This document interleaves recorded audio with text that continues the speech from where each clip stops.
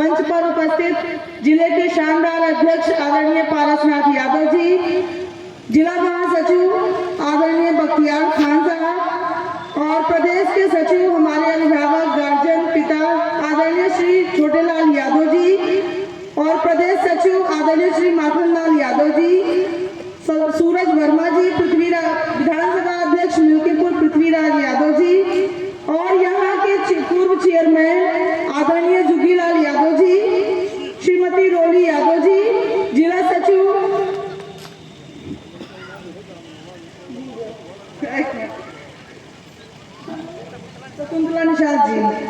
शकुंतला निषाद जी और सम्मानित मंच, सामने बैठे हमारे भाई बुजुर्ग अभिभावक माताएं बहनें और बुजुर्गों, मैं सबका इस मंच के माध्यम से स्वागत वंदन अभिनंदन करती हूँ और आशा भी और बहुत ही मैं आपको तारीफ भी है कि आप लोग इतने छोटे बुलाए पे भारी मात्रा में आए, ये सबसे बड़ी हम लोगों की बात सुनने के लिए और ये जानकारी भी लेने के लिए कि हम लोग किस उद्देश्य से आप लोगों की यहाँ आज बैठक हुई है। सबसे पहले माननीय राष्ट्रीय अध्यक्ष जी ने पीडीए की बात, जो पीडीए चलाया है, पीडीए केवल पिछड़ा दलित अल्पसंख्यक की बात नहीं करता है। पिछड़ा पीडीए वो एक बात है जो इस समाज से पिछड़ा है, जो इस सरकार से पीड़ित है, दुखी है और कहीं न कहीं वो प्रताड़ित हो रहा है। ऐसा वो सारा वर्ग हम लोगों के साथ आए, हम लोगों के साथ एकजुट हो, एक ताकत बने और इस सरकार को, इस डबल इंजन की सरकार को उखाड़ फेंकने में हम लोगों की मदद करे। ऐसी योजना के तहत हमारे राष्ट्रीय अध्यक्ष जी ने पीडीए को चलाया। तो हम अपनी माताओं और सबसे ज्यादा आज जरूरत है हमारी माताओं बहनों को समझने की।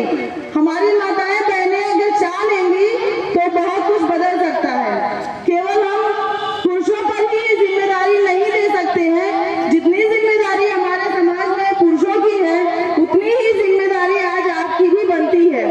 आज आपको भी सोचना होगा और समझना होगा कि ये सरकार जो चाहे वो केंद्र की हो या उत्तर प्रदेश की हो, वो क्या कर रही है।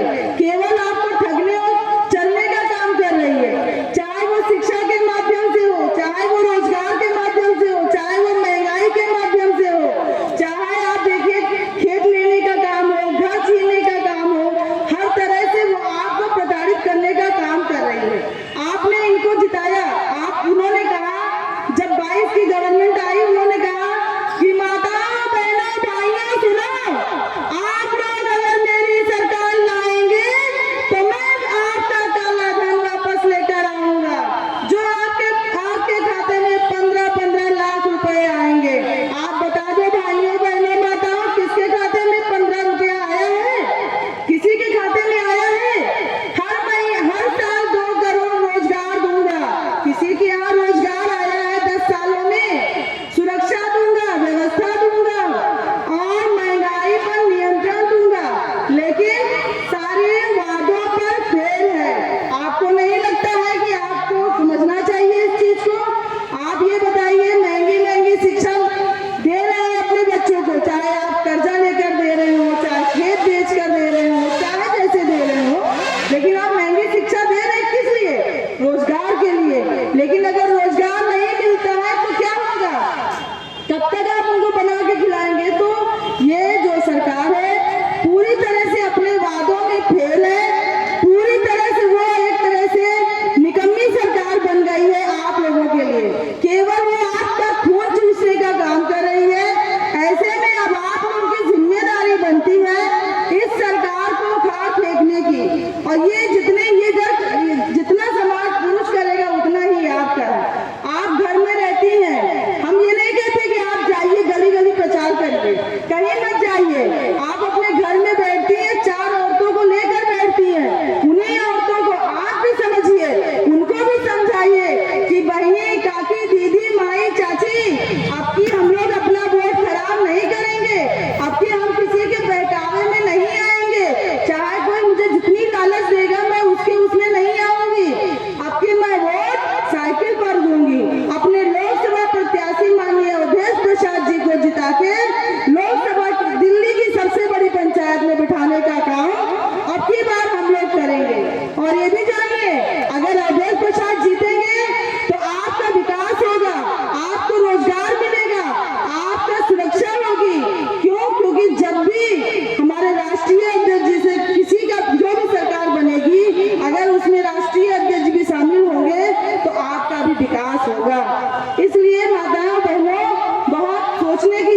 आप लोगों को भी है, जब वोट डालने जाइएगा तो एक बार अपने बच्चों को जरूर देख लीजिएगा कि कहीं आप वोट डालने समय बहक तो नहीं कर रही है।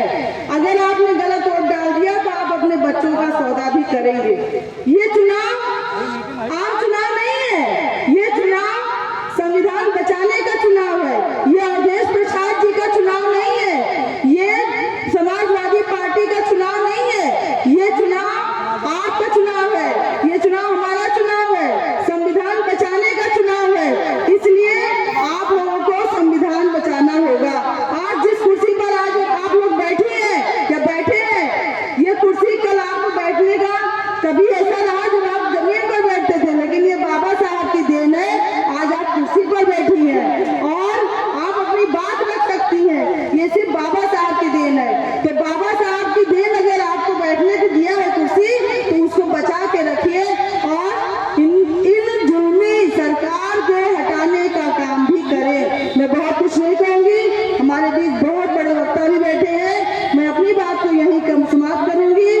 समाजवादी पार्टी जिंदाबाद, जिंदाबाद जिंदाबाद, अवधेश प्रसाद अखिलेश यादव जिंदाबाद जिंदाबाद, नेताजी अमर रहे, अमर रहे अमर रहे, बाबू मिसेल अमर रहे। अमर रहे अमर रहे। धन्यवाद। जय समाजवाद।